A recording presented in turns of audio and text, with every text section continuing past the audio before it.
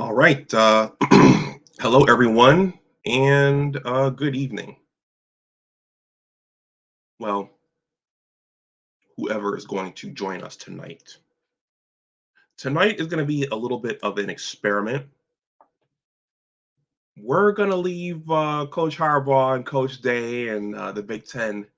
We're going to let them rest tonight, and we're going to have a general sports discussion.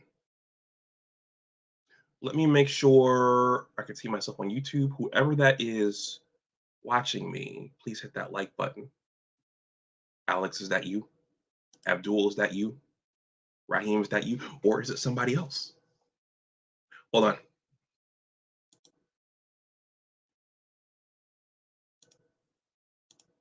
No, that's the wrong one.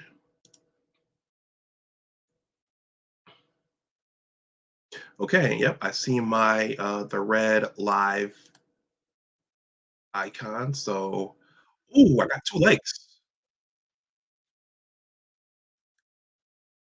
Turn the ad off. Okay. I got two likes. Thank you to whoever liked the stream thus far.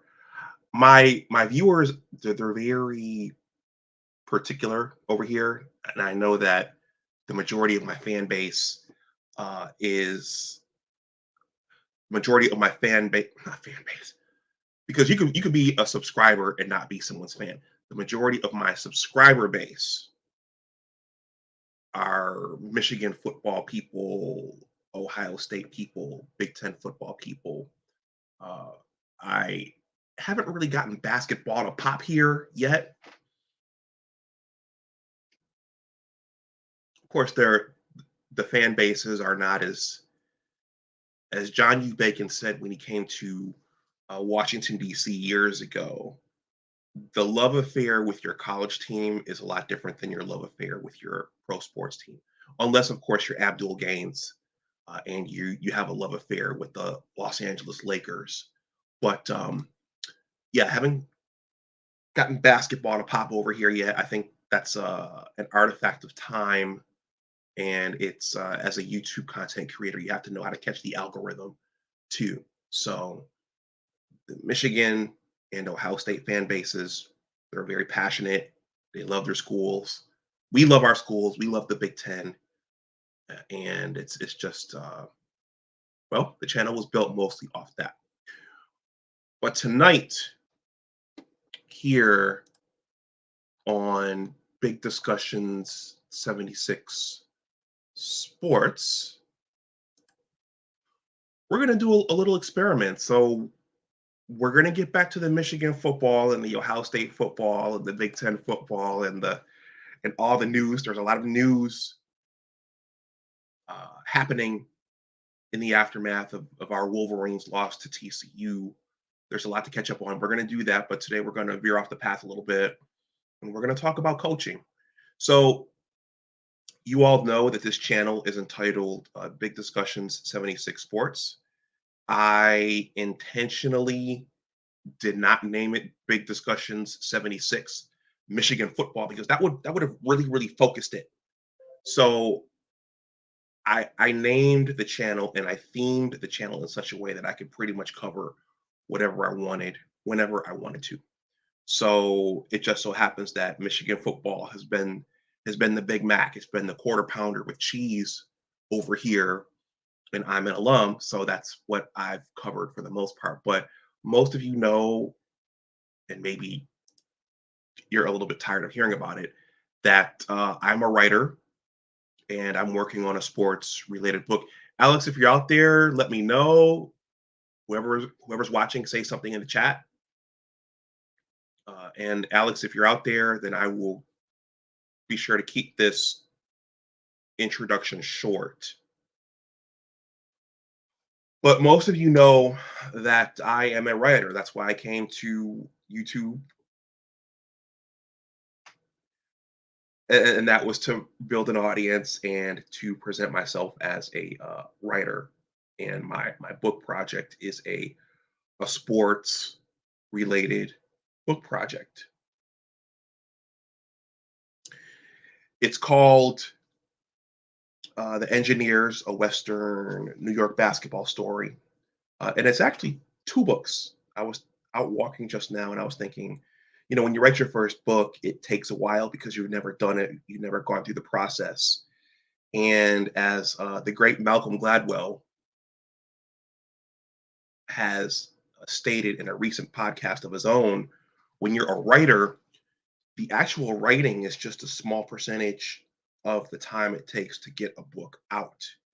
There's the editing, there's the planning, there's the all of the post production and all the steps that go into the production of the finished product. All that adds to the timeline. So just the time you spend writing and composing, that's a relatively short amount of time. What I'm saying is to say that I realized that I've been editing two books down, so it's taken twice as long. So right now I'm towards the end of editing the second part, and when you're a writer, you never really finish. You're always going back, and you're always going and tweaking something and changing something, and it always occurs to you afterwards. You know what? I could have said this way. I could have said that way. And it's kind of an ongoing process. It's a fun thing, but it's a long process. It can be. Alex, once again, if you're out there, let me know, and I will ratchet this down and bring you up for our Q&A. So my book project is called The Engineers, a Western New York basketball story, and it's a narrative story, creative, nonfiction, and it's a story. Well, it follows me and my teammates and other kids from the high school basketball scene in Western New York in the late 1980s and early 1990s. Section Six, we called it. Well, we didn't call it Section Six. It was called Section Six. We just played in it. New York State had, I think, 12 or 11 total sections, and the champions of those sections competed for the state tournament, the state title at the end of the season in postseason play. But that's what the two-part book is about. It's about learning to play the game. It's about learning to compete. It's about players and coaches, and it's about the highs of sports and the lows of sports. It's about dreaming about being good at a sport and then running into the actual real world realities and truths of playing a sport. Not every kid goes on to the NBA. Not every kid goes on to a big time Division I college. Not every kid qualifies for their sectional. So there are a lot of kids who start off wanting to play something and then they run into the harsh realities of life. And sometimes the way your story turns out isn't even your fault. It's due to so many other things. Part of it is coaching, and me and Alex are going to talk about that tonight. When he shows up, hopefully he shows up soon. If I don't see him in the chat or if I don't see him show up in the backstage, then I have to go check my phone.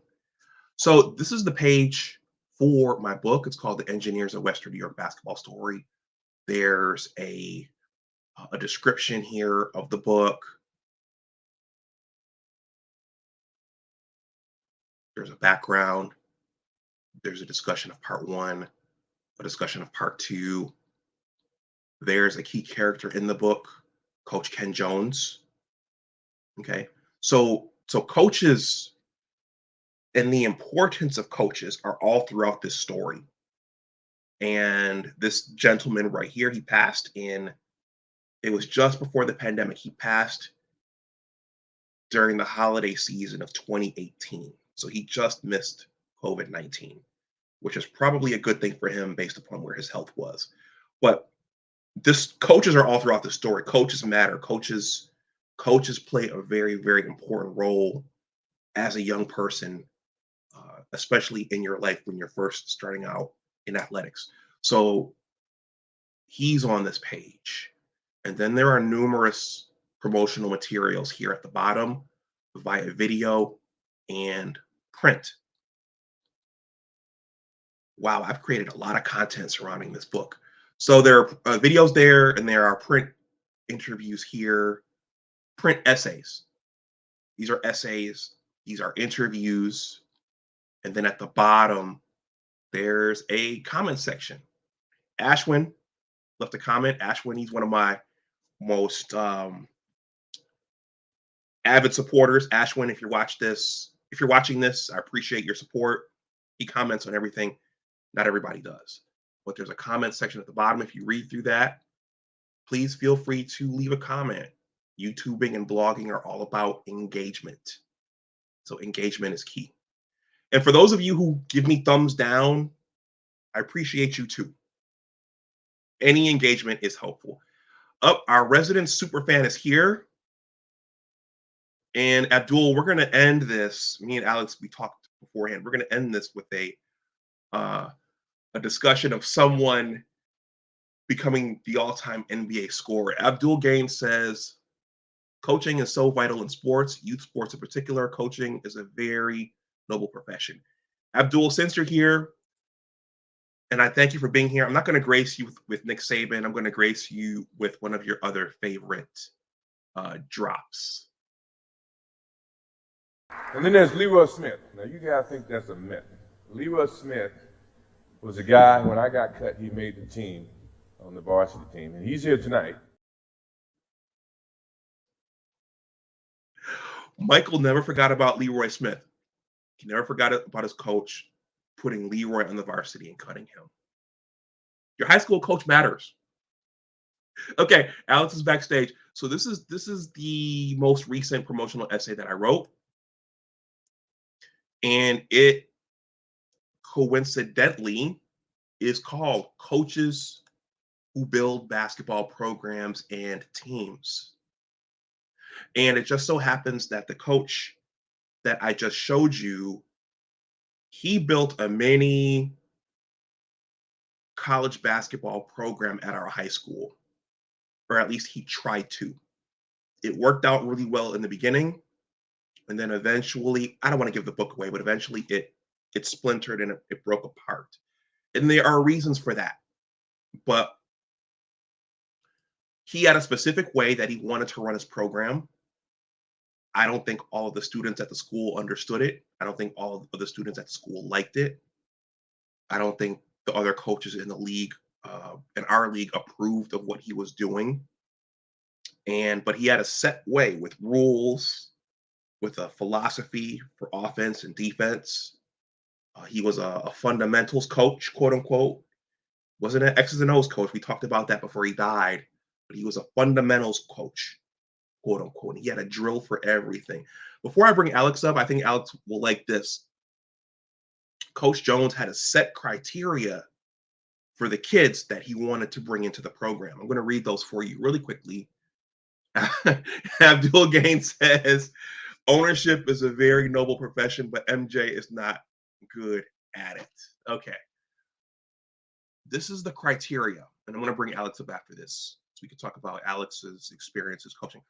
This picture right here, this is from before he died. Coach Jones gave me a bunch of his materials, and this cartoon was in his stack of materials. And this cartoon says, where were you on that last press? You have this coach yelling at this player, and you can see the player has footprints all over him. So he was in the press, but he got ran over.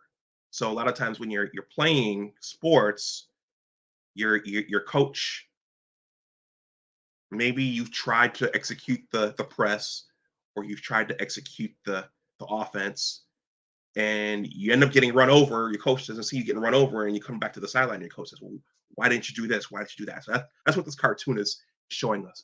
But Coach Jones's criteria for the players that he wanted.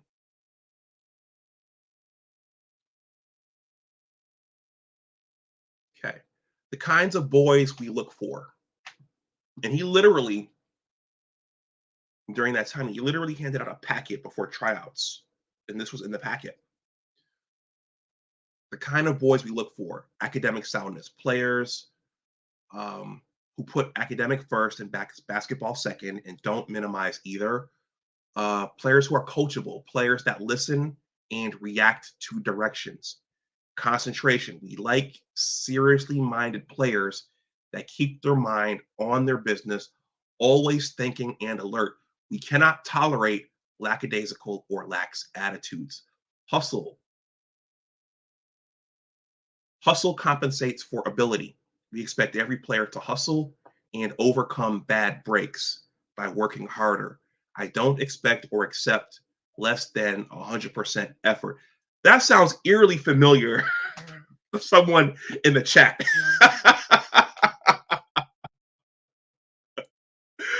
Aggressiveness sounds eerily familiar to someone in the chat. Players that take the initiative away from the opponents. We like two types of tough guys: animals when the ball is on the boards, and rats when the ball is on the floor. More games are won by desire than ability. Loyalty. We want players that are loyal to each other, the coach, and school. We go with boys if necessary, with lesser ability to have team loyalty. Abdul, do you have anything to say about loyalty? Okay, what about the players that Coach Ken Jones didn't want? And guys, as I'm reading this, keep in mind every coach, at least in Buffalo, did not go to this detail for designating what kind of kids they wanted or didn't want. Some coaches just took the best players. My coach didn't do that. The kind of boys we avoid, those that are troublemakers in class, in school, etc. Those who know it all and cannot take criticism. Those who always have an excuse when they make a mistake. Those who blame their mistakes on others. Those who never get a chance because the coach doesn't like them. Those who are only interested in themselves, not the team's welfare. Those who quit on themselves.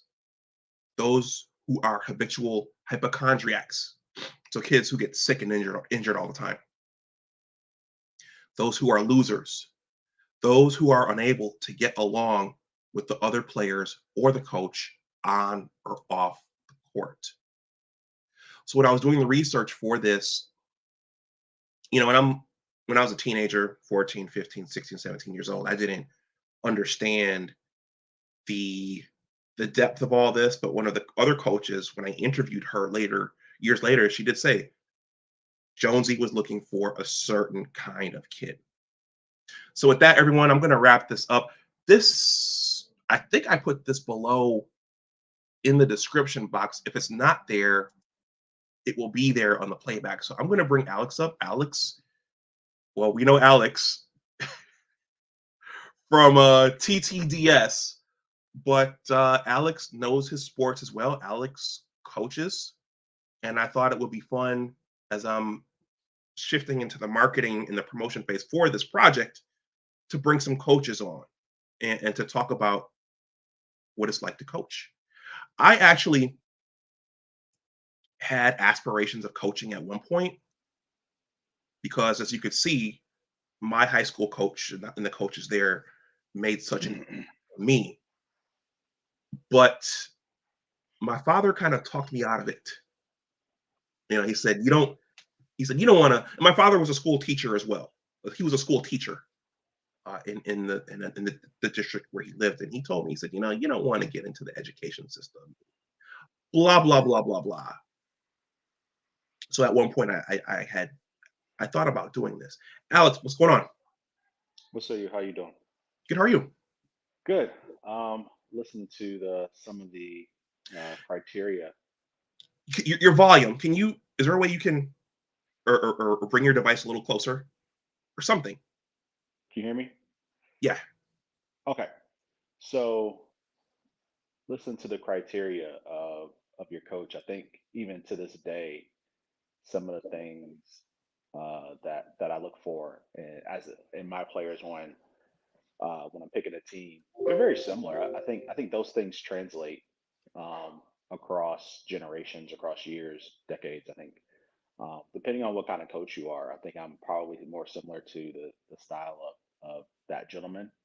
Um, but I think it's all about kind of how you want to build a team, how you want to build a program, what you're willing to put up with and what you're not willing to put up with as a coach. So um, I think that's the probably the first place to start with when it comes to like that style of coaching. I think he wanted the ability to sounds like really focus on the team and team building and chemistry versus um, possibly pulling in some people that would disrupt that. And I completely understand that because when you have to focus on those things, it takes away from the other players' ability to learn, adapt, grow, within your system with what you're trying to do on the court. Hmm. Yeah, in my research, I learned that he was not trying to run a quote unquote star system.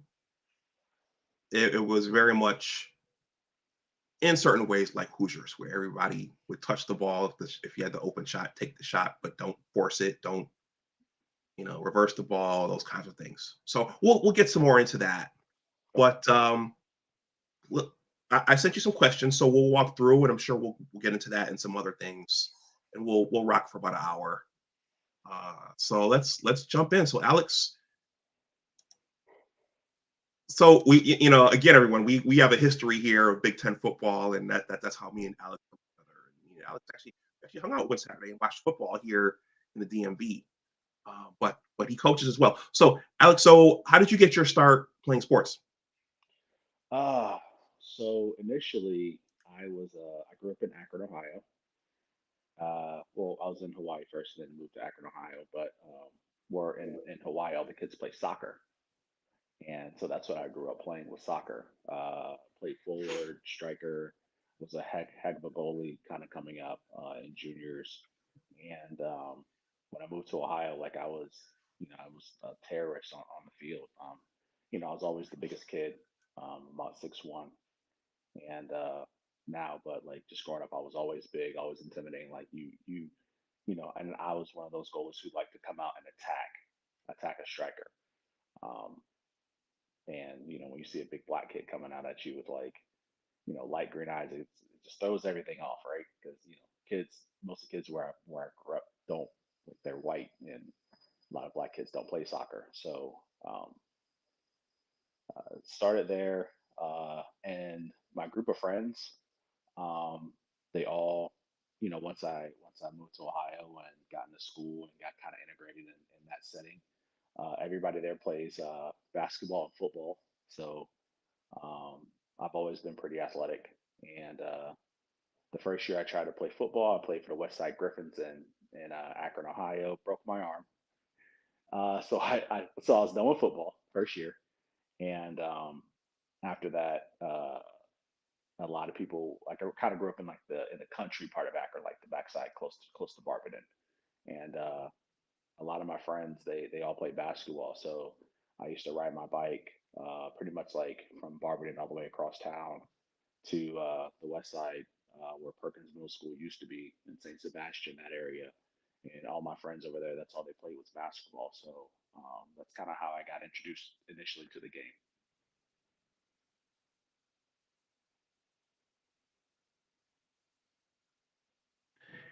In Hawaii, do they call it football or do they call it soccer? Because in other It's countries they call it no, football. it's definitely football. It's definitely Okay. football. Yeah. Yeah. So everyone, if you don't have any exposure to Europe or Africa or the Middle East, outside of the United States, soccer is football. And then what we call football, they call American football. American football. Yeah. American We football. got football, right? Football Football. Americano. Yeah. Mhm.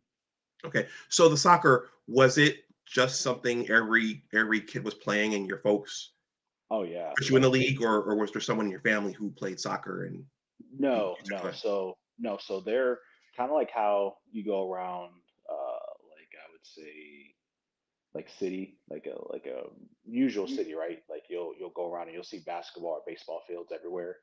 Where in Hawaii, it's soccer fields and baseball fields everywhere.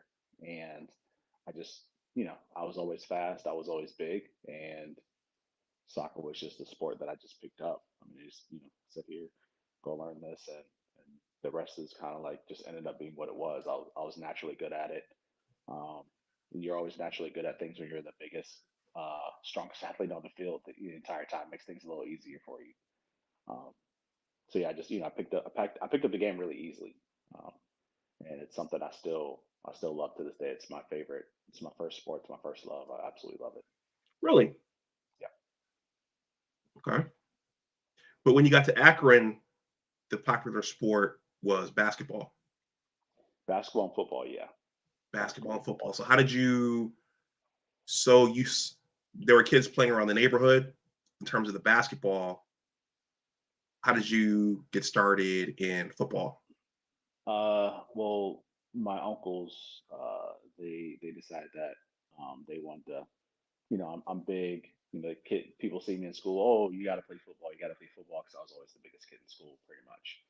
And so I went out there, tried out, and listen. I mean, I was running people over. I played offensive lineman, played running back, played safety. I played everywhere on the field because I was pretty fast. And I ended up breaking my arm. And once I broke my arm, I was like, okay, like this is not for me. Let's try something else. I think I was in a cast for about 6, 7 months. And back then they had the full, I broke my wrist, but it was the full arm cast, right? So it went from my wrist all the way up to basically my shoulder blade. Okay. Let's see. Which growing up, which athletes did you look up to? So as I started playing basketball seriously, like competitively, uh, being from the Akron area, a lot of people my age know who Mark Price is, from the Cleveland Cavaliers. He went to this church called the Chapel, um, in Akron, and he used to run basketball clinics, basketball open gyms, Wow. teaching people the game. They used to have all types of guys come down there and teach kids, and it's kind of like a private run, right? Like not everybody was allowed in there, but if you knew somebody, then you were allowed in. So some of my friends who were, I guess, the end guys, got me in there, and then there were just places that we would play all over the city. There was uh, the Y downtown. Uh, we play at the Jar right across the street from Akron U. We play at Akron U's practice court across the street. My very good friend of mine, best friend, actually to this day, his dad, growing up, was got a job as a coach at Akron U. Probably like my last 2 years in school. So uh, I got introduced to a lot of players from that area.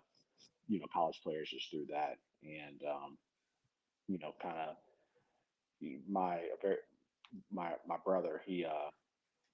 Everybody in my area was very very good at basketball, so I had a lot of catching up to do because they had been playing for, I don't know, they've been playing way before I was. So they would go to camps, and my brother would, my god brother would come back and show me what he learned, and then we would work on that all summer long.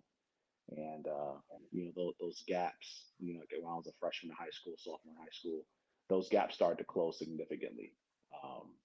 Just from those guys, they had a hunger that the same hunger that I had probably for soccer they had for basketball, and eventually I kind of got there, just from a competitive standpoint because I wanted to be just as good as they were.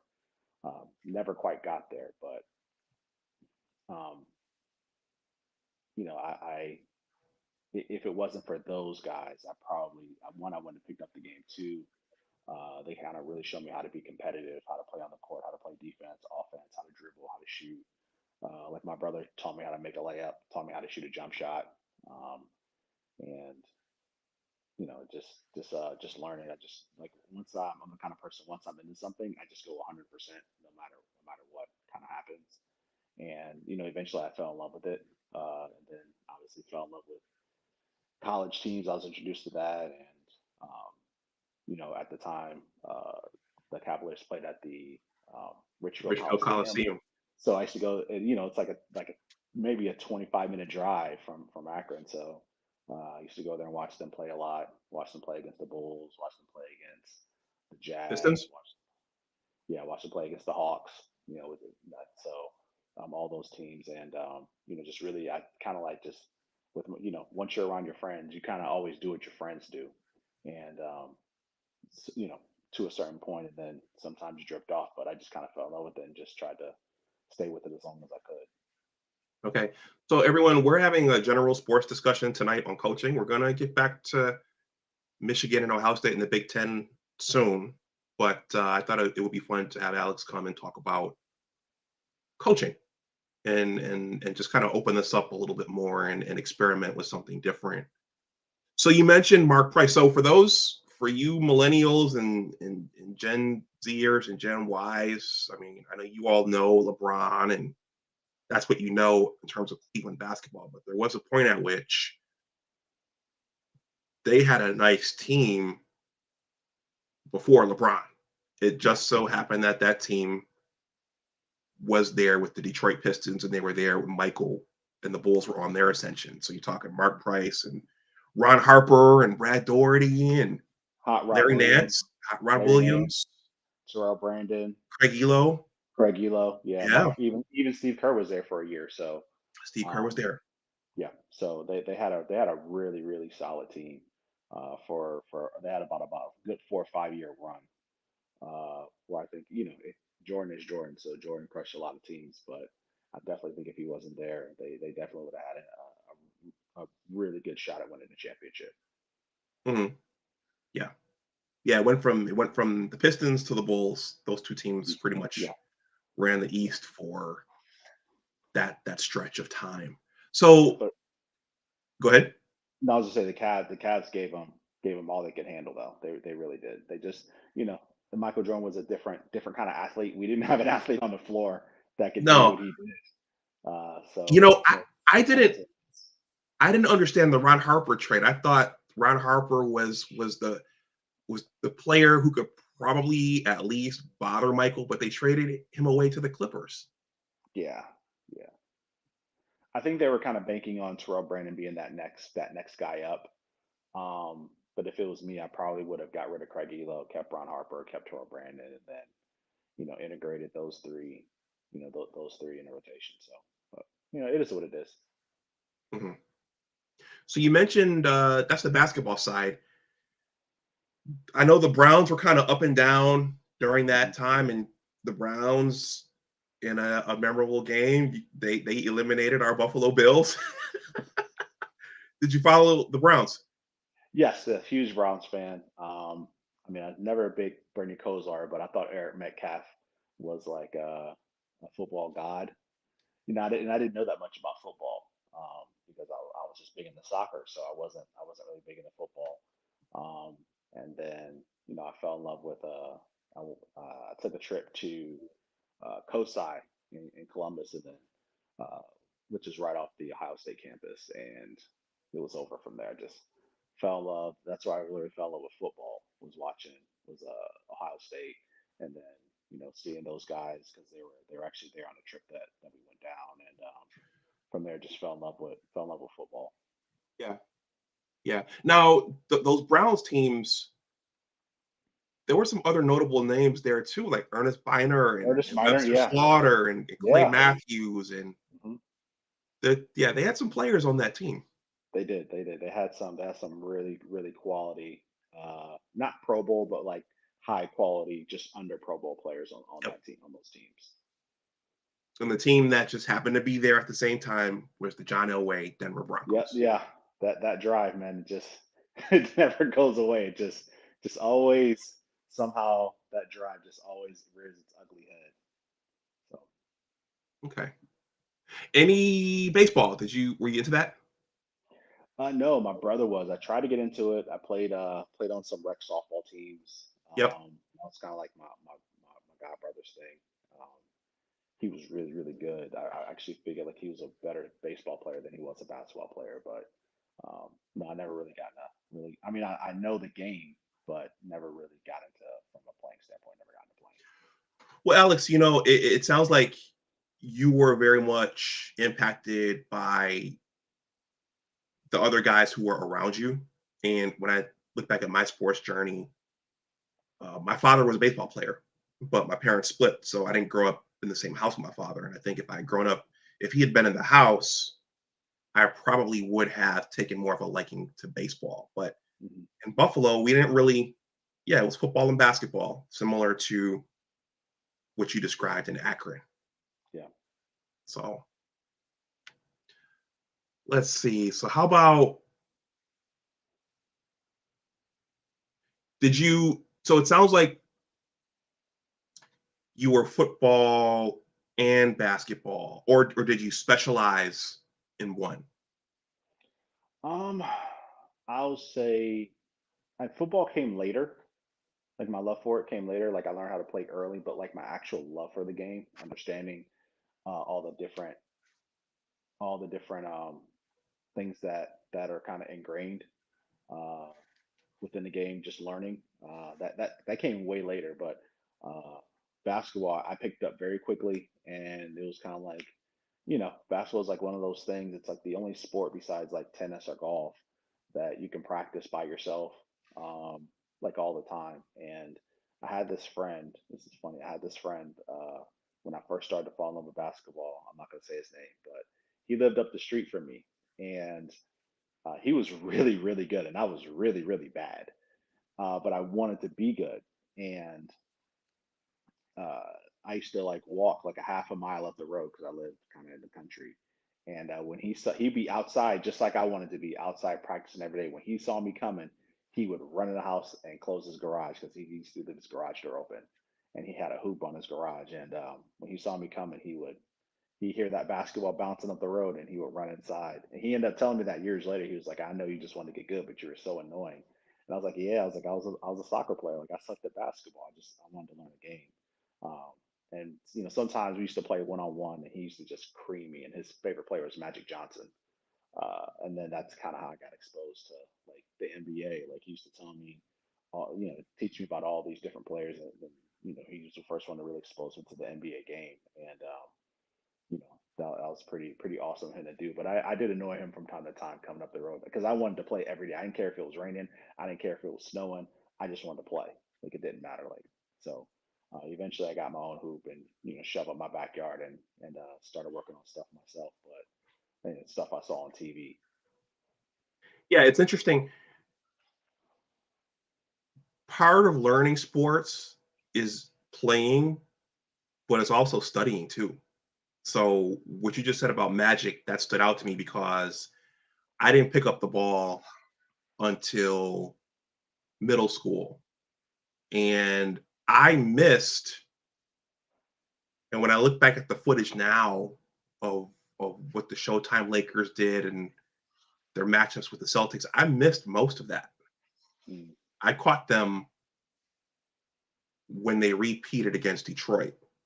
But all the battles with the Celtics, all those classic plays that Magic and Bird made, I, I missed it. But it was circumstance. yeah, It was circumstance. There wasn't really anyone around older watching those games who I would just kind of wander in and watch the games with. So that makes a big difference. okay, yeah, it does. It does. It makes a huge difference if you don't have an adult kind of showing you, just kind of how, just introducing you to players, to the game, etc. It makes it a little hard to kind of learn on your own, which is what I had to do.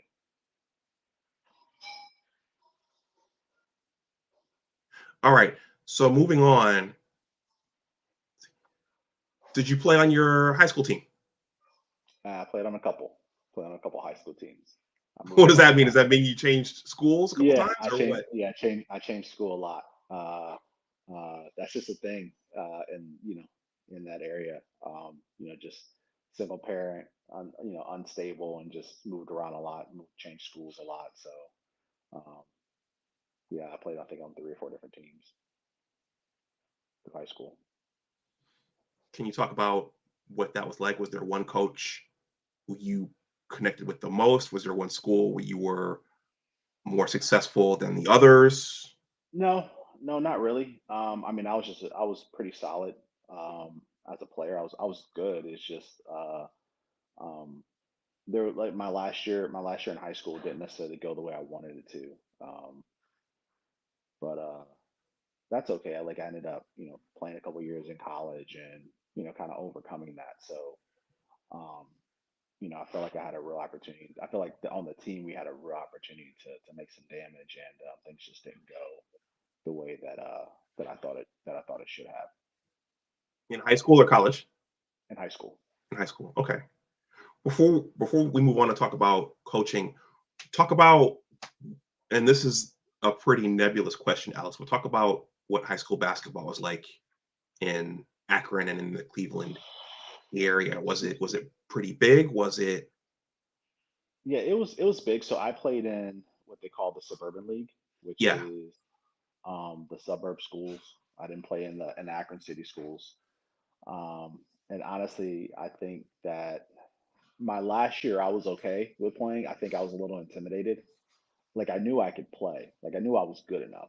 Um, but there's still like that underlying like you don't know, like once kind of going up against these guys. And I remember my last year of school, I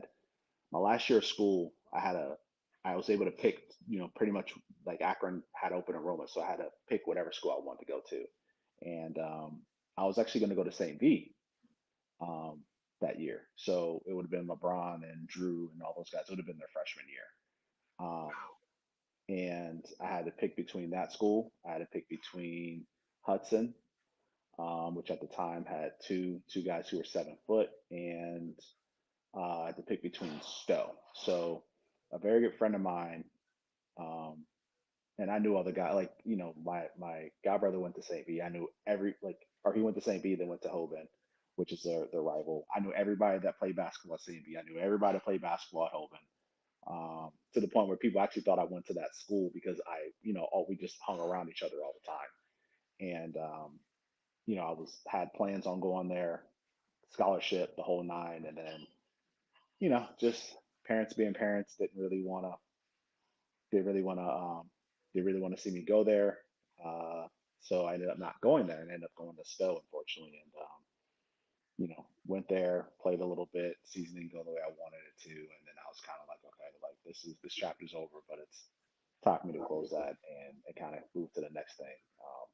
But I think hindsight, I had an opportunity to play at a city school, um, and I opted not to because they were kind of in a rebuilding year, and it's like one of those things that I think um, I'll piggyback on this later when it comes to coaching, but there's nothing like being a part of uh, something very very special, and I feel like if I would have chose a certain city school within Akron that really wanted me to go there and play, I feel like that was probably the best move because I feel like from a growth standpoint as a player, I really could have grown as a leader, and got more confidence, playing in the league. So, and you know, kind of after the fact, playing against those guys in the summer, I was like, I was scared of you guys. Like I shouldn't have been scared. I would have been just fine.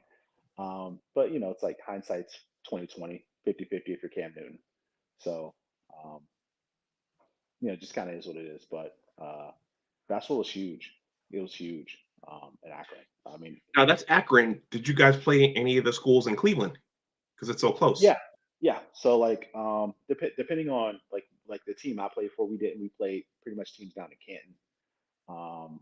But there were Shaker Heights. I knew a lot of guys played there. Twinsburg, played there for a year.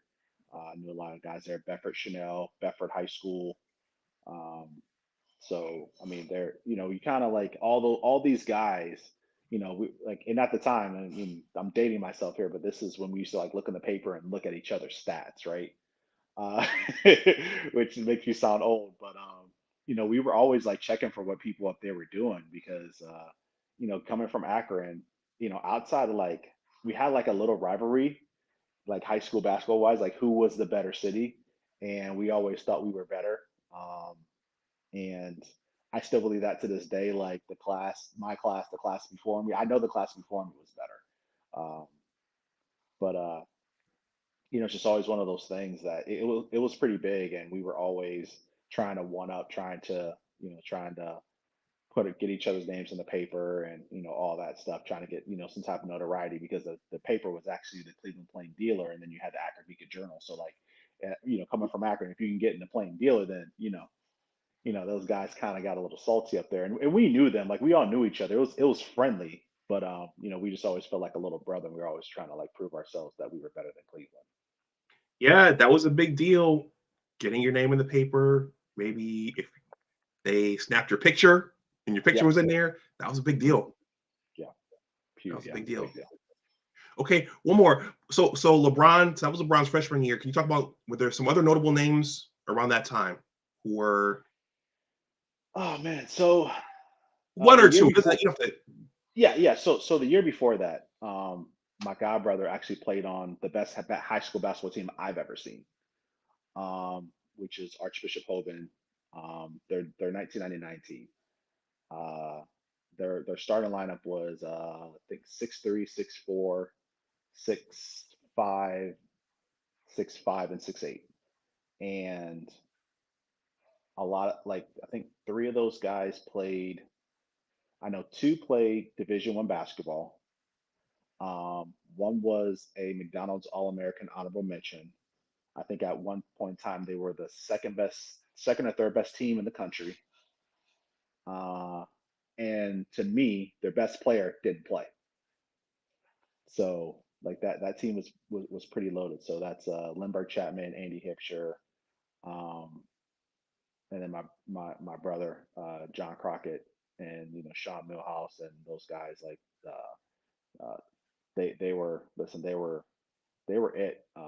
And this is so like it's interesting, like they just to clear it up, like they those games were so competitive because on the other side you had Johnny King, Maverick Carter, Derek and Darren Tarver, Michael Griffin, who went to St. V, and um, those games, those I think those last two games were played at Akron, at the University of Akron, because they were so big. Those are the biggest games in the city. Um, like those, like the 98 and 99. Those are like by far the biggest games. And so like those guys that I just named, I played basketball with them every single day. I never had the opportunity to play with them, but I played against them all the time. Like, uh, you know, Derek and Darren probably taught me how to work the hardest, because I've never seen anybody work harder on their game. Johnny King taught me how to throw my first alley oop. I never knew how to throw an alley oop till he showed me. Um, you know, Andy, who's 6'8", is my best friend to this day. Taught me how to shoot over big people because he's 6'8" and I'm 6'1", so like there's that size advantage. So I kind of picked up stuff from like everybody kind of along the way. Um, and Lindbergh was just the ultimate competitor. Like I've never seen anybody compete on the basketball court harder in a game. He was extremely like he's probably one of the most talented people I've ever seen pick up a basketball. He could do anything with it, and he just competed offensively, defensively. He was uh he was kind of like possessed once he got on the basketball court. okay. All right, let's move on. What made you decide to pick up the whistle and start coaching? Funny story. Uh, so my last year in school, uh, my entire team was kind of like torn apart. Like everybody got kicked out of school for NC allegations, and coach got fired, bunch of stuff. And I'm sitting in Andy's kitchen, and he's like, "Hey man, you should come walk on at Akron."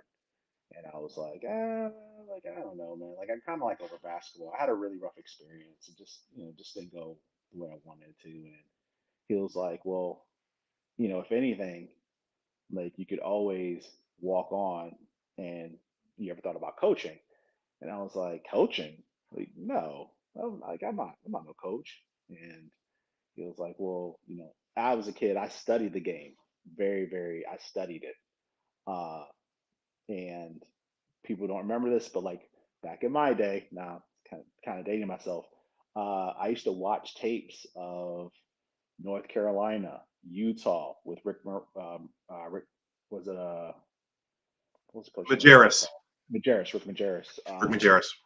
Yeah, I used to watch how Andre Miller played. I used to watch how Shammond Williams played, Ed Cota. Um, Steve Wojciechowski, he had me slapping the floor in high school, trying to D up. Uh, Toby Bailey, Tyus Edney, um, like so like we used to sit and watch these games over and over and over again, and I used to be able to look at it and dissect what the offense is doing, dissect what the defense is doing very, very easily. So I had a high basketball IQ. I didn't really understand what that meant at the time. And kind of fast forward years later, uh, fraternity brother of mine, were in a gathering, and he was a referee in Columbus, Ohio, and was like, "Hey, have you ever?" We were just talking basketball, right? Uh, she was like, "Hey, I need a ref," and I was like, "Oh, blah blah blah." And we're talking about the game. He goes, "Man, you know a little bit more than like the average person. Have you ever thought about coaching?" And I was like, "No, not really. Like I hadn't thought about it." He was like, "Well, let me introduce you to somebody else over here." And then me and that gentleman started talking, and he was like, "Hey, man, like I'd love to kind of bring you in and just kind of get your knowledge." And he's like, he was a up and coming coach. I think it was like a first or second year coach. Really didn't have a lot of support, so he was looking for any support that he could get, coaching staff wise. And I mean, I was young. I think I was maybe 24, 25, and maybe 26. And he asked me, and I just kind of went in there and just uh, kind of told me what he was trying to do, and I kind of bought in. It's anytime it's all about the kids, I'm always going to buy in no matter what. So you can kind of see where his heart was, and that's kind of how it started from there. So I knew the game of basketball, but there are parts of basketball from a coaching standpoint I didn't understand that he taught me. And that's kind of like how I got introduced. Okay, I want to ask you about that, but I was just thinking about Toby Bailey. It's funny, when you're playing pickup, how everyone gets a name based upon how they look or based upon the T-shirt you're wearing. And I remember one day in Buffalo, there was a kid, a light-skinned kid with curly hair, and other players started referring to him as Toby Bailey. Yeah, I understand. I was referred to as Jason Kidd my whole life, so I get it. I understand. My whole life, I was Jason Kidd. uh, they called me Big Man. Sometimes it was your physical attributes, big You're man, right, little right. man. Yeah, If you're yeah. wearing a Batman T-shirt, I got Batman. Batman's on my team. So, um, what didn't you understand about coaching that this gentleman taught you? Um, I think the main thing is relationships. Um, Relationships, I think, are the really the main fabric of coaching, um, and communication. If you're not a good communicator, and trust me, I see this a lot. And other coaches do. You could be the best X and O's guy ever under the sun, right? You can know the game in and out. You can know every defense, every drill, everything. But if you're not a good communicator, um, and you're not a good teacher, and you're really bad at developing relationships, your players will never play for you. So I'm thinking about, and so you can be a yeller and be a good teacher and good at building those relationships, right? Yeah, That, yeah, that that's absolutely. that's So separate from being aggressive and yelling. And yeah, so I think your approach is really, really important. Um, so like this past season, this is the first, and right now I'm a middle school head coach, and I've never coached middle school before. I've always coached JV, helped out on varsity, and I'm having to teach kids how to play basketball. It's the first thing I've never had to do this. It's the first time I've ever had to do something like this in my whole life. And those skills that I learned early on, um, definitely helped me this year. And so like yeah, there were times like there's times for that, right? There's times where you need to ratchet it up a little bit to get your players' attention. Um, but for I can't speak for every coach, but for me personally, um,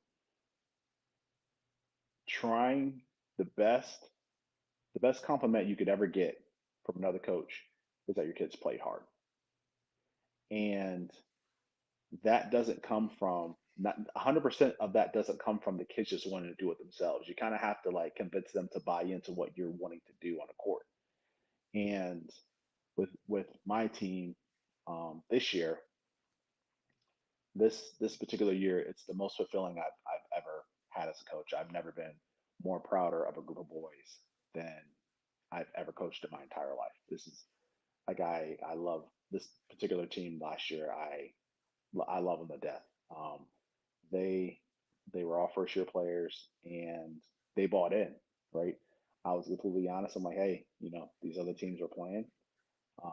They've been playing together for 5, 6, 7, 8 years, and you know, if you're honest if you're honest and you have a plan, and they can see that you're really in it for them, because I was really in it for them. I mean, they want to get better, so like it's my job as a communicator, as a leader, as a coach to help them achieve the things that they want to achieve on a basketball court. And to me, there's nothing more important and nothing more gratifying than seeing a kid make his first shot, right? First shot like ever in a game.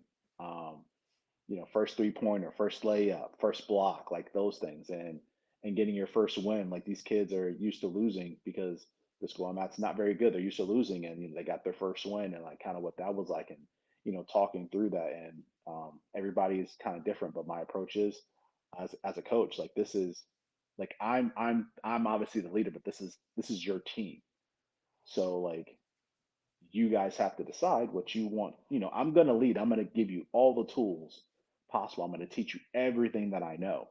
But what it's really up to you what you guys decide to do with it. And you kind of put it back on them. You're the teacher, but like they still have to do the work at the end of the day. And and from my standpoint, it was just a beautiful thing to kind of watch as the season unfolded. Okay. So you have an overarching philosophy. But do you find that I've heard coaches talk about this? Each kid is different, so you have to know how to motivate each kid, or do you use Absolutely. a one size fits all approach? No, it's definitely not a one size fits all approach. I think because this is my first year with them, you really don't know what you're getting yourself into player wise. Which I thought what you're reading at the very beginning was very interesting because I was kind of touching this. I look for the exact same things in players. I look for players that are coachable, players that are responsible, players that are respectful, players that get good grades. Um, and I might take a flyer on a kid who's kind of on the edge, but um, I'm 100% honest with my kids. You guys are student athletes, student first, right? Like nobody's in high school. We're not getting NIL deals yet, so pump your brakes. Um, but focus on school. School will take you further statistically than basketball ever will. So school is always more important. And I think for the first time in probably I don't think this school's ever done this. Like I had study halls because before practice, because that's what I grew up doing. When I coached JV, when I played in high school, we would have study hall before practice. We made sure that every player on the team was eligible. Like we're not having those problems. And that was probably one of the best decisions I ever made, especially with this group, because they were all first year players. They literally banded together to make sure that everybody was eligible on the team. And we really didn't have an issue with grades, but like when things came up, somebody was always jumping in trying to help, right? So that's like the first step of like building a team is really just getting that camaraderie, and that's how I was able to build that.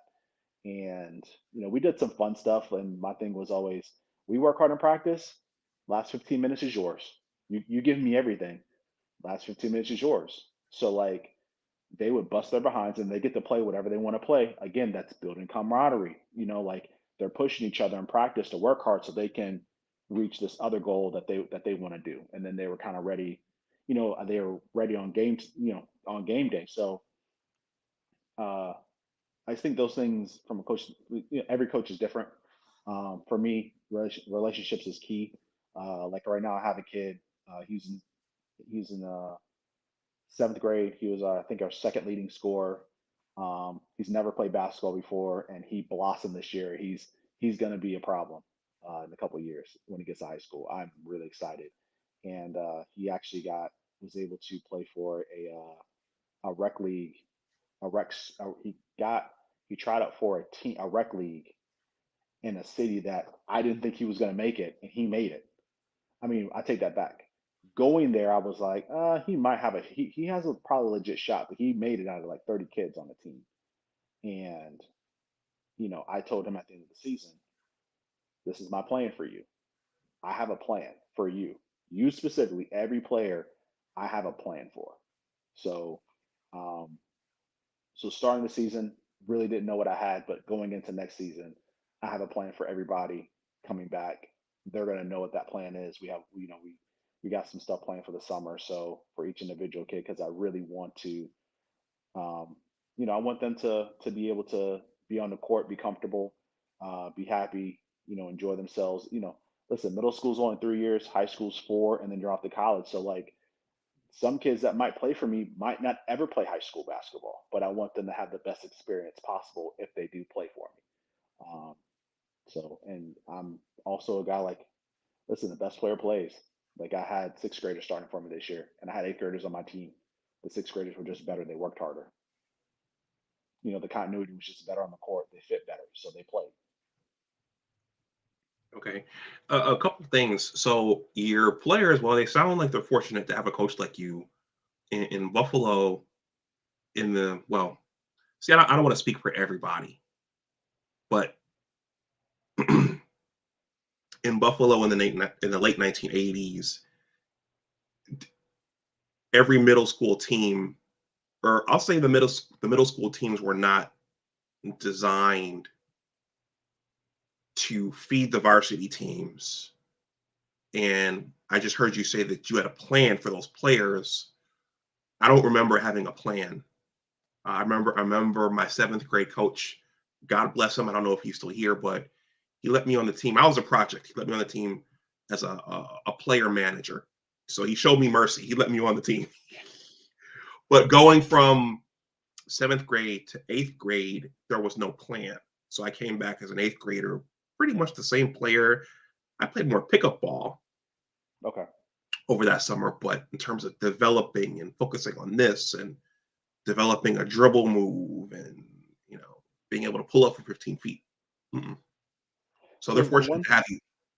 yeah, the one thing that's different, and I look at obviously I think the world that me and you grew up in is very different than today's world. I think today's world we're a lot more separated Hmm. uh, than we ever were, and there's no way I want to compete. I'm a competitor. I want to compete. That's what I want to do. I want to be the best. It doesn't matter what it takes. That's what I want. And I understand what it takes to at least get there. I'm not the best coach in the world, um, but the best thing about coaching, the coaching community is amazing, like across the country. I'm a part of a bunch of different groups in the coaching community where I had a guy who's won state titles in Illinois. Me and him are emailing back and forth. Another guy in Seattle, another guy in Washington, another guy in California that are kind of like, reaching out, just seeing how my season's going, junior mentoring. And then my friend Andy, who I mentioned before, he's a coach in Denmark. Me and him, we talk basketball all the time. And, obviously he's a professional coach, but like even down to my level, like he can break things down for me to kind of help me, to navigate the season. So um, that's one of the best parts of it. And kids typically today they will not go out and get better by themselves. Like they need somebody to teach them. It's not at least like, I live in a rural area. Like there's farmland everywhere, and kids do not we have a place where they can go play, but kids typically are on video games all day.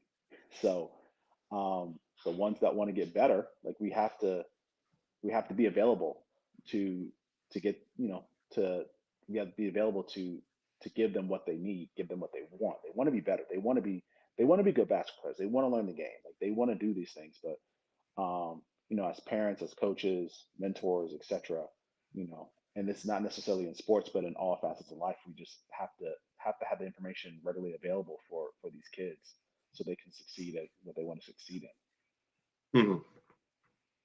Okay. I was thinking as you were talking about being a good coach, and this is, this is the pro level, but I was thinking, I remember Magic didn't enjoy coaching. It's hard. It's not easy.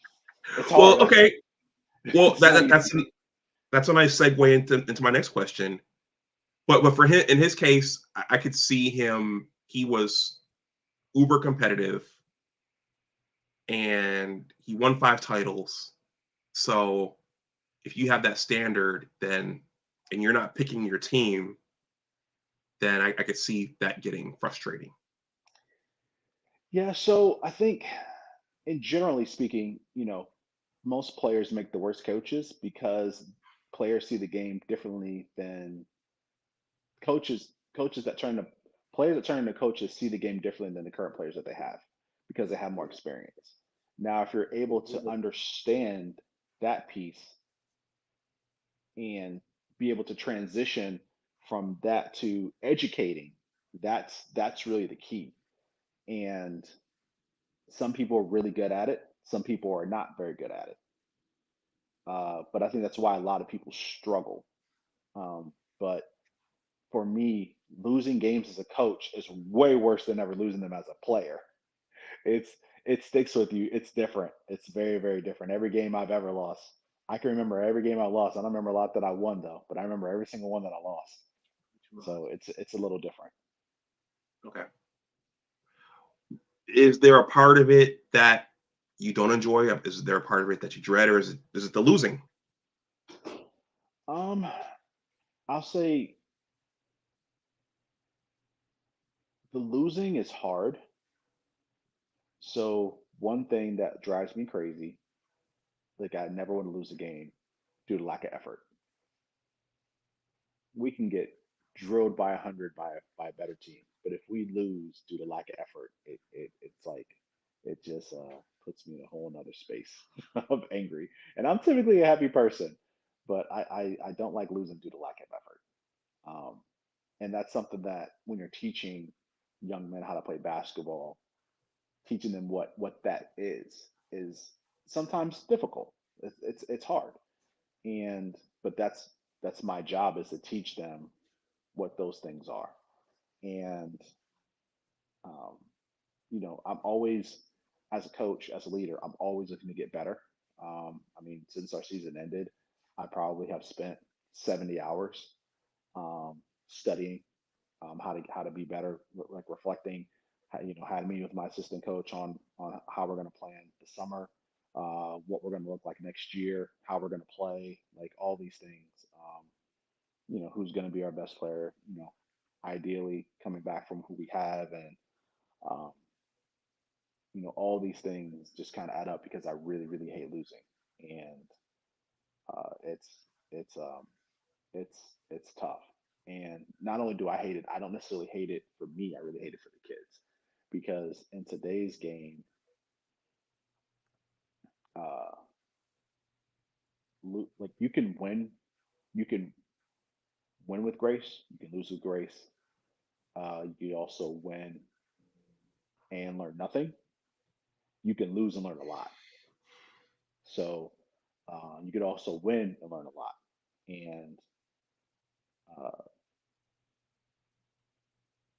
I think a couple games because I have all first year players, we lost some games where I think we already knew the reason why we lost, but we were repeating the same thing kind of over and over again. And then once it clicked, and that's like the kind of like the watershed moment. Like once it clicked, my team was different, but like they had to like see it and trust themselves. And one of the things I always say is trust your eyes, trust your instincts, trust your teammates. Right? And those in that order. Trust your eyes, trust your instincts, trust your teammates on the floor. And um, so like first year players, it's hard trusting people that have never done something and you've never done it, so you don't know how to trust. And even though like we off the court we got along, but on the court, those are kind of some of the things we had to learn. And going into next year, I'm super excited because I think we found something, and we're gonna kind of use that to build on kind of going forward. Okay, everyone, if you're just coming in, we're just talking about coaching tonight. We're gonna return to the Big Ten and Michigan football and Ohio State football shortly, but we're taking a little segue here, and we're trying something different. So let's see. We're at an hour 10 minutes. I'd like to go for about 20 more. Let's see. What so let's do some X's and O's really quickly. Are you a run and gun coach? You want the guys to pull it out, run the offense? What do you I like to coach based on personnel. uh-huh. So this particular year, we had a kid who was 6'1" and could, when he got in his brain that he's the best player on the floor, which there's not a game that we played that he wasn't the best player on the floor. When he got in his head that he was the best player on the floor, there's nobody who could stop him. So we were more of a tempo team, meaning by tempo I mean kind of running, not necessarily run and gun, but like kind of playing at our pace. And our pace is there's a lot of pressing, and once we kind of get it past half court, we run our stuff. And they're beginning of the year, you kind of think, okay, this is what I have, and as the season progresses, you adjust based upon who plays well, who fits well. You kind of adjust what you run. So offensively, we kind of ran like a 1-4 high set, or like a 1-3-1 set. Um, a lot of teams play zone, so we would run some easy stuff against zones. Like picking teaching teaching offense against a zone is like tying your shoe. It's very easy. It's not very hard. Defensively is where it's tough because you're having to teach kids how to be physical on a court in a game they've never played before. So that was a little tough. So do you But prefer man-to-man defense or zone? Or it depends I on your prefer opponent? so so I learned a defense from a coach in Chicago. It's called lock man left, however you wanna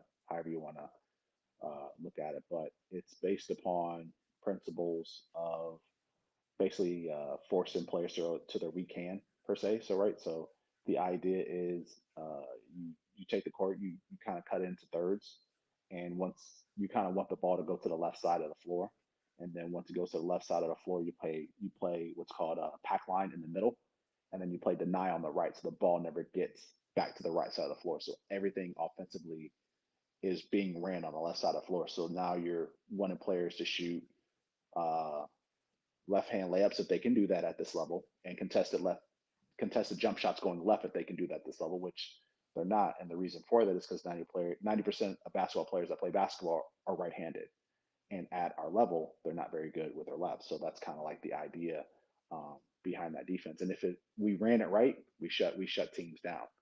Um, but when we don't run it right, it's not pretty. Hmm. So and surprisingly, our best defense was a triangle and two, which is kind of weird. But that was the best defense that we ran all year, where we had two spies on the best ball handlers, our best playmakers, and then the other three guys, two at the bottom, one at the foul line extended as we're just playing zone, right? So high the guy at the high post, he's basically closing out on whatever wing, and then we're kind of rotating. And then once that ball goes up, it's basically a triangle for a rebound. So like we're boxing everything out. So I think that was the reason why that defense really worked so well, is because we rebounded very well out of that defense. So that was pretty much what we ran. We ran it like a 1-2, 1-2-2, which is kind of like a 3-2, but then we trapped the corners. Um, that worked really well in spurts, and that's pretty much what we ran. But I think primarily we kind of stuck to man left is what I call it, and then our triangle and two. Those are the kind of two primary defenses we played this year. Okay. I think you already answered this question. I was going to ask you what things do most people not understand about coaching, but you kind of already answered that. It's about teaching and building relationships. Yeah, so everything is different. I think coaching at the end of the day, your primary responsibility, one is for your kids to have fun and to really teach them to be good leaders and good people in your community, whichever community that you live in. If you're not doing that, then you're just not doing your job right, in my opinion. So those are the first things. Basketball will always take care of itself. I mean, you're going to win games, you're going to lose games. Teaching your players not to take a loss personally. Especially when they're not used to losing. They might be winning at every other sport, but they're losing at this one. Like, everybody's going to win and lose games. Like, nobody talks about how many games Michael Jordan lost. And I don't talk about the games he's won. Same thing as LeBron, same as Kareem, Magic. Those guys, Larry Bird. Like, nobody talks about the games they lost. They only talk about the games they won. So, just kind of keeping that in the forefront. And listen, if you're upset that you lose, go work that much harder in practice, right? So use that energy, that emotion to feed into your next game, into your next practice, etc. And don't be afraid to talk about it. Talk about why we lost, and that's something I do with my team a lot. Like, as soon as we're in the locker room, okay, guys, what happened? And if you know what happened, then you know how to fix it, right? So that's if you don't know what happened, that's the bigger problem. But if you know what happened, then you know that you can fix it, right? So then going out the next game, you kind of have no excuse. So I'm going to put you in position to win, but then you have to be able to execute. And you kind of, I said this before, but like when they start to understand, you can kind of push it back on them and say, this is on you guys. Like like you run it once or twice, we adjust, it's there, but like then you go away from it. Like that's kind of on you guys. And then obviously you take a timeout and you kind of reset things. And because sometimes games get a little crazy, they get wonky. Um, for instance, I had a game this year where we played a team and we were down 30 at halftime, cut it to I think 5 or 7, right? And we just ran out of gas. And it was at our place. We had a game in between the next time we played them. The game in the middle was the worst game they played all season because they overlooked, because they knew in that moment when they were down 30 and they cut it. I said, we're gonna do that. We're gonna break this down. We're gonna play in like 3 minute. Our quarters are 6 minutes, right? So I was like, we're gonna play 3 minute. We're gonna play 3 minutes at a time, right? So I need everything you got for 3 minutes, and then we sub. I need everything you got for 3 minutes. So we were able to cut it to like 7 or 5, I think it was. And they had no answer for what we did.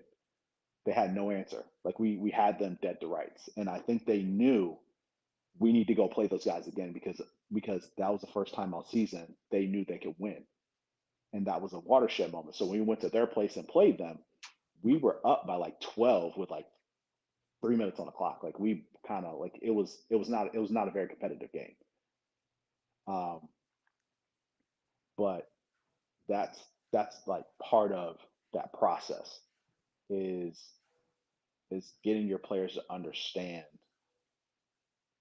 you're capable, but you have to see it. Like as a coach, I have like 15 years, whatever, like almost, and I can see things that you don't see. I'm 40, you're 14, you're 12, 13. So like you have to trust what I'm saying, and that's like once they figure that piece out, that's like the light bulb kind of like just pops on, and like you really see the magic happen. Okay. So you said the game will work itself out, but you're teaching kids how to. There were two of them. One was Like so when you win or lose a game, right? When you lose a game, like we have a conversation, what happened? Like let's talk about like what do like even in timeouts, like what do you see? Because I want to know, are they seeing the same thing that I'm seeing, right? So that way the communication flows pretty fluidly. So for instance, like if they're saying, okay, they're jumping, like we're running this play and they're jumping every time. So my obvious next question is going to be, okay, so if you know they're going to jump this pass, then what should we be doing? Well, we should fake and cut back door because they're overplaying. Well, there's your answer. Like I don't mind taking a time out to walk through these things, but like you guys also need to learn how to figure these things out on the court, and I've shown them how to do that. But sometimes there's the uncomfortability in the game, and like I said, games just get kind of strange from time to time. But I think those just, and that's a basketball IQ thing. That's a leadership thing. That's a continuity thing. I think all those things kind of come into play when it comes to teams. And sometimes in games you just might not have it. Some in games you have it, and sometimes you just don't that night. And you're really just trying to find the consistency, like eliminate the highs, eliminate the lows, but kind of just try to be in the middle as much as you possibly can. Okay. There was something you said about community. Uh, Yeah. So what I was saying is that, like, for coaches, um, like, our first responsibility is to make sure that our student athletes are, develop as young men, and kind of leaders in our community. And if they're not doing that, in my opinion, like, those are the first two things as leaders, we as coaches, we should be doing, making sure that these kids are doing right by their families, their community, etc. In school, like all these things, like, those, like, not all of them, but those things, number one and number two. And basketball in general, we're listen. Uh, I want to compete, but I also want to have fun. I don't want to turn into one of those people who are like just cracking the whip every single day because I want to win. No, like, there's more to life than basketball. Yes, um, but I want I want I want the kids that I coach, after I'm done coaching them, to be better people than they were when they got to me. To me, that's the most important thing. Like, even if it's from a confidence standpoint, um, and I shoot straight. I don't lie to my team. Like, I shoot straight. Uh, if I'm upset, I'll tell them I'm upset. I'll tell them why I'm upset. I'll tell them what we did bad. I'll tell them what we did good. You know, like, I highlight the bad. I highlight the good. So they get it both ways. okay. All right, Alex. Well, we're coming up on an hour and a half. I want to shut down because I have to get up and go to my place of work tomorrow. But before we do, I want to ask you about this guy. We also know you three kings came down here to win championships. Not one, championships. Not two. LeBron, tell us about that. Not two, not three, not four, not five, not six, not seven. Okay, that was a bit of a Heatles throwback. Yeah. Back in the day, he went off to college and won two with the Miami Heat. You have any thoughts on him passing Kareem Abdul-Jabbar as the all-time scoring leader tonight? It's predicted to happen tonight. Yeah, I mean, it'll probably happen tomorrow. I think it will. I think he'll probably get 28, 29 tonight, and he'll knock it out second quarter tomorrow, first second quarter tomorrow. But listen, as a he's I think people who uh who want to debate where LeBron is in in basketball history have already made their decisions. Uh, I'll say this: there's never been a more scrutinized, non-scoring, all-time scoring leader in any sport ever. So, uh, I think that I think there's I think when you start to have the argument, I know who, if you're talking who's the best basketball player, who's the best pro, who's the best winner. I think they're all different conversations, and we can have those later on. But I mean, it's impressive. It's I was talking with my brother earlier. I don't think it'd ever be done again. I don't think any player is going to play 20 years, come straight out of high school, and be able to do the things that he's done. Because it's keep in mind, it's not, he was able to break the record. He'll be able to break the record not just because he played 20 years, but keep in mind he went to like 9 NBA finals out of 10 years. Like, that's part of it. Averaging 27 plus a game. Like, that's unheard of. That's not even that's like crazy. So, listen. I'd be if he wasn't from Akron, it's still my answer would still be the same. I mean, it's impressive what he's done. His his effect on the game, Mhm. overall wise. So, you know, I'll be happy when it's over. Um, So, it's just another feather in this cap for whatever discussion you want to have whenever we decide to have it. I can't wait till we have that discussion because I hope they bring their stat books. And because I listen, when it comes to the quote unquote GOAT debate, the first thing we have to, in my opinion, discuss is what does the GOAT actually mean, right? Like, what are we qualifying this as? Are we qualifying it as the best winner, the person who has the most championships? Because if it is, it ain't Mike. Or we're qualifying as the best basketball player. Like we have to discuss what the actual GOAT is because it's a hot topic, but like it still has yet to be defined as like what the best basketball player of all time means. Like, how do we quantify that? And then we can have the debate from there. Mhm. Well, the other thing is he was certainly able to stay healthy for the most part over his 20 years. So he didn't have a. I'm not trying to jinx him, the basketball gods. I'm not trying to jinx him, Knock on but wood. yeah, he hasn't suffered that season-ending thing that thing that's knocked him out. Well, he did have the hamstring. I think his Yeah, he first did have year the with the hamstring Lakers, one. Yes, for sure. The Lakers, he had the hamstring, but but outside of that, yeah, yeah, he's been an Iron Man. He yeah, really has, and and hats off to him. Hats off to him. He's spent the money, he's put the work in, and you know, it's nothing that I could ever dream of doing in my lifetime, like mhm. scoring one basket, let alone 38,000 points. So plus, Well, so unfortunately, and Abdul laments this regularly. Unfortunately, this year, while he's still chugging along, he's still healthy, he's breaking the record. They haven't been able to put a good team around him so that he can ride this momentum to another title. yeah, I think what will happen is, um, I think here's the thing. I think that obviously the Westbrook trade hurt them a couple years ago, but I actually think Westbrook is playing really good basketball right now. I mean, I would love to see them bring him back as a six man at a reduced rate because I really think he found a role kind of going forward. I don't really see where he can go somewhere else and start on an NBA team as a point guard. Maybe Orlando. Um, maybe Orlando. I think that's about it. Uh, maybe Toronto if they move off of Van Bleek. Um, but that's it. Like, I think his role as a starting point guard in the NBA, I think that's over, and that's okay. Like, you can transition into other things, into other roles, and carve out, a second career. And I think he's done a really good job of that this year. So he's been an ultimate teammate from what I can see. And Yeah. Well, we I think just they'll have some cap room this summer, so they'll be able to go out and grab somebody. yeah.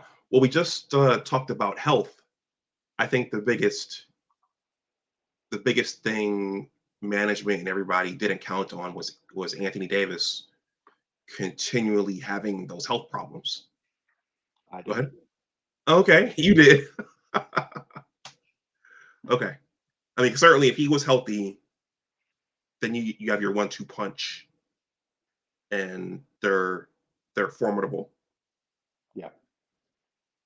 So okay. But I don't think their team is well built. I think they're a year or two away, and I think the problem is that LeBron is no longer a person who can control a basketball game. He's a scorer at this point in time. He's just a scorer. He can't control tempo. He can't control the game like he used to. He's just a scorer at this moment in time. Hmm. So, and that's okay. Like, he's transitioned. So, like, he needs. That was the big thing with AD. AD was supposed to take that step, and I mean, he took a step, but into injury, not necessarily into that leadership role on the team. So, Hmm. yeah, Okay. Yeah, and that's the one thing front offices and coaches you can't plan for that. no, Well, you can try to build depth on a basketball team. You only have so much depth you can build versus right. a football team, but you just can't. You just never know when someone's going to go down or how often they're going to go down. Yeah, well, with So Anthony Davis, I think he kind of should at this point. His okay. history, his history is man, his track record's awesome. So, Yeah. Okay. Well, Alex, I need to wrap up here. Thank you. Do you have anything else you want to say? Nope, nope. Listen, to the if you're a coach out there, thank you for everything that you guys are doing, and there are fraternities out there. So if you really want to learn and get better at your craft at whatever level that you're at, there are outlets out there for you. So good luck on every next game you guys play, and I hope to see you guys out there. All right. All right. Thanks, Alex. I'll be in touch. Let me wind this down. Thanks. All right, everyone. Thank you for those of you who watched and who hung on. I see we have, well, I won't say how many folks are still watching. But thank you. If you're watching on the playback, let me slow down. If you're watching on the playback, please like, share, and subscribe, especially if you're new and you're not subscribed. If you want to leave a super thanks, you can leave a super thanks. If you want to make a donation to the channel via Cash App or PayPal, that information is below in the description box. I don't know if the 2 essays that I showed at the beginning of this are down there. If they're not in the description box, they will be. Please consider joining my newsletter. It goes out once a month, and it will have details about my book project and other things. Writers write about a lot of things, and writers have thoughts about lots of things.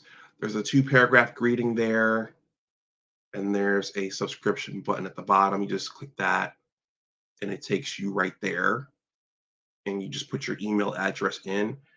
And if for some reason something technical happens, which when you're dealing with these platforms and these applications, oftentimes something happens. Maybe there's a glitch with the provider. Maybe there's a changed credit card or something. If something happens and you click that link and you can't sign up, there's an email address there as well. Yeah, right there at the bottom. There's an email address. Actually, wait a minute. Actually, the email address is below in the description box. I was just thinking if that link stops working, you won't see it there anyway. But there's my email address for my newsletter is in the description box beneath this video. Okay, everyone, I'm going to wrap this up. Thank you for those of you who watched. If you're watching on the playback, please leave a comment. Is there a coach or were there coaches who made a difference in your life? Did you hate your coaches? What are the most important things your coaches taught you? I don't know. If there's something in here that resonated with you, please definitely do leave a comment. YouTubing and blogging are all about engagement. So, and I plan to do more of these because there are some other coaches that I want to interview as I roll this book out. All right, everyone, enjoy the rest of your night. As always, remember that your attitude determines your altitude, and always try to do your best. Your attitude determines your altitude. I got that from my high school basketball coach. So the things they tell you, they do stay with you years later. The X's and O's, the life teachings, the quotes, all of it, it stays with you. So this thing I made up myself. He didn't do that, but the quote and what it means, I got that from the late coach, Ken Jones. All right, everyone, enjoy the rest of your night. I'll talk to you next time. Bye-bye.